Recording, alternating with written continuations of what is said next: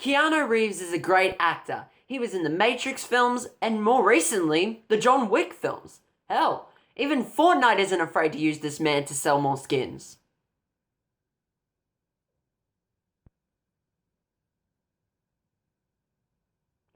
One thing I remember Keanu Reeves for is the 1989 comedy film Bill and Ted's Excellent Adventure.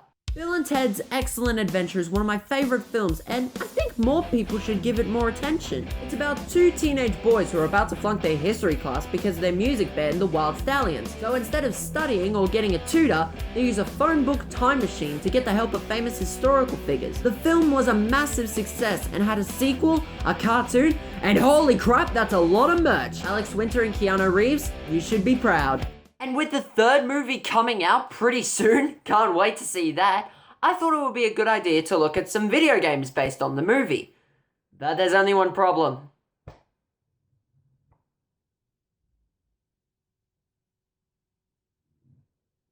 You know what I'm about to say. Yeah, I don't think I have to go into details about LJN. Just the logo alone is all the information you need. LJN was a toy company in the 1980s who created a wide range of toys, majority of them based off films and TV shows. By 1985, they became exclusively a video game publisher. They published games on licensed products. They even had a video game console of their own called LJN Video Arts. I can go on and on about how this evil rainbow lied to gamers, but we'd be here for decades. James Rolfe has talked plenty of LJN on his show, The Angry Video Game Nerd, even going so far as to jokingly state the logo abbreviates to Laughing Joking Numbnuts. The first game we'll be taking a look at is Bill and Ted's Excellent Game Boy Adventure on, what else? The Game Boy.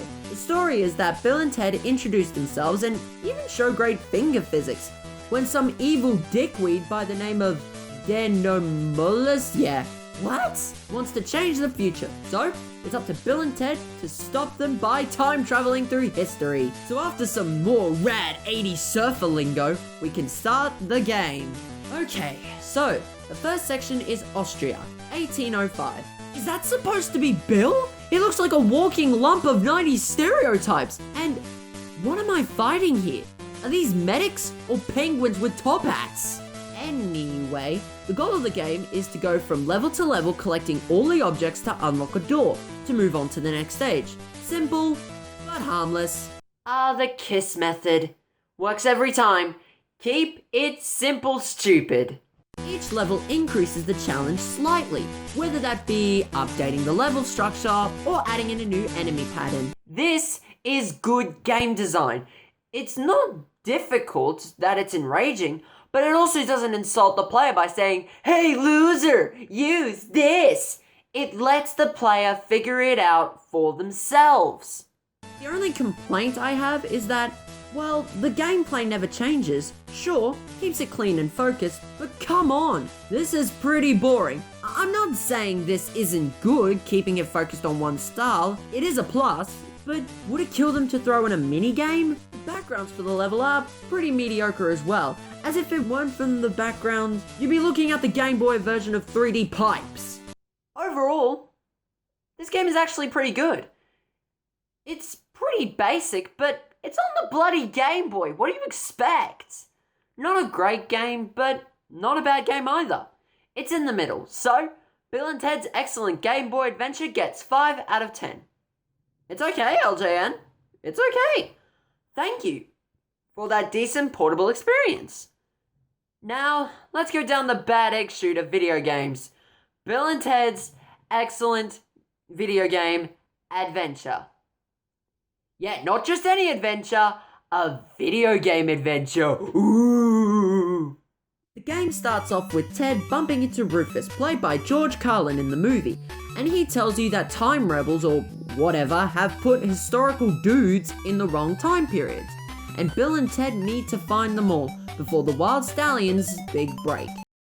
What kind of motivation is that to mess with time?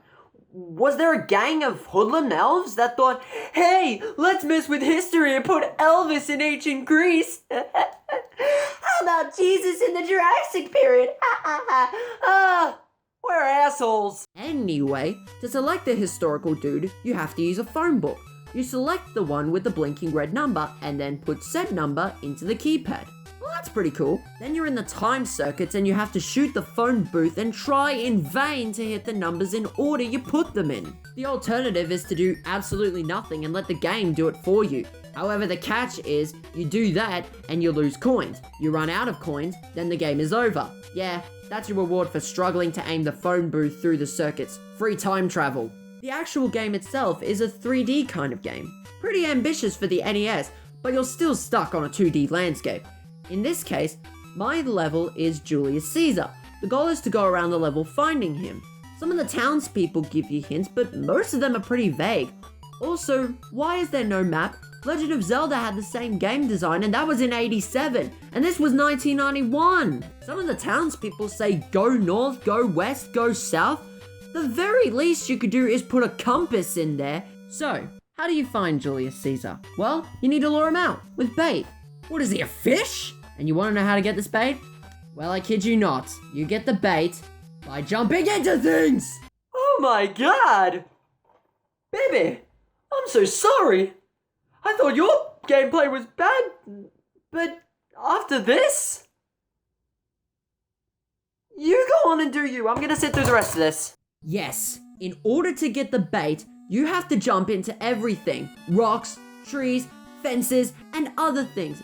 And need I remind you, the bait for Julius Caesar is salad dressing. Salad dressing! I'm about to lose my damn mind out of boredom. I have no idea where I'm going. I'm dealing with losers who won't tell me anything, and I'm jumping into rocks and trees like a brain-dead kangaroo. This is where I should say that Bill and Ted also have weapons such as cassette tapes you throw on the ground and exploding textbooks. Well, at least they're using them. Well, that's it. I'm fed up with this, guys. I honestly can't stand any more of this game. It's just a boring, cryptic snore fest, all sauce with no substance. If LJN actually tried to make the gameplay enjoyable and worth something, LJN wouldn't have the reputation they have today. So, Bill and Ted's excellent video game adventure gets 1 out of 10. Definitely LJN's worst game, but it's not the worst game I've played. I honestly cannot make that claim, having played what I've played. I found Garfield on NES more unbearably lame and terrible with 0 talking points. But Bill and Ted's game is pretty bad. But hey, I hope the third movie is good. But thank you all so much for watching this video. If you enjoyed this video, then give it a big, massive thumbs up. Make sure to leave a comment down below in the comment section. I'll be in the comments replying to you guys, so come in and say hi. And chat with me for a while. If you haven't already, join the club and subscribe and turn on channel post notifications to stay up to date on all my latest content. I love you all, and I'll see you in the next video. Catch you guys.